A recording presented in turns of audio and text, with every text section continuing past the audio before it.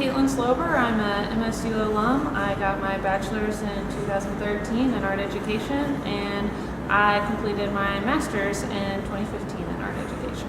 I was drawn to Morehead State because it was a small school. I know I'd get a lot of individual attention, and it's close to home, it's close to my family, and it's here in Appalachia, and it's a place that's familiar to me. So I know I'd be comfortable here working on art and really being able to focus on that because I wasn't too out of my comfort zone. So my current body of work focuses on climate change and both the causes and effects of climate change. And the pieces I have up currently are acrylic on paper, and they include some mixed media, which is plastic bags. And so they're kind of focusing on the albedo effect. And the albedo effect is kind of one of Earth's, what do you say, like kind of natural protective processes. It's like kind of like an immune system.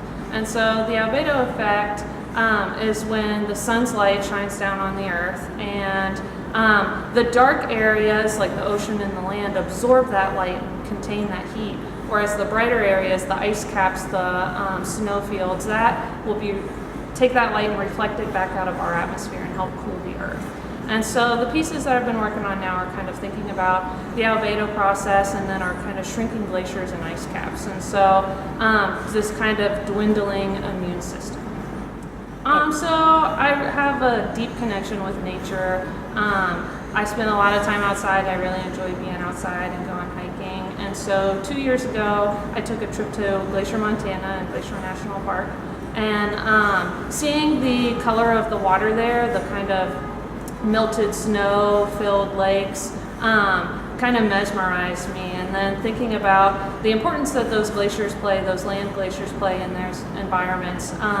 The runoff water in the summer months, when it's really dry and hot in those climates, the runoff water from the glaciers plays a really important role in those environments, in that it provides all the necessary water for the plants and wildlife in that area.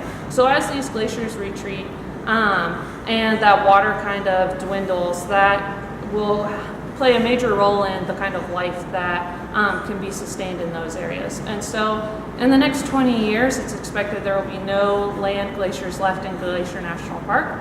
And so we can expect then that over the next 20 years, as we have less glaciers and less runoff water from those, that the plants and animals that depend on that water will see a lack in diversity of those animals and also a dwindling population.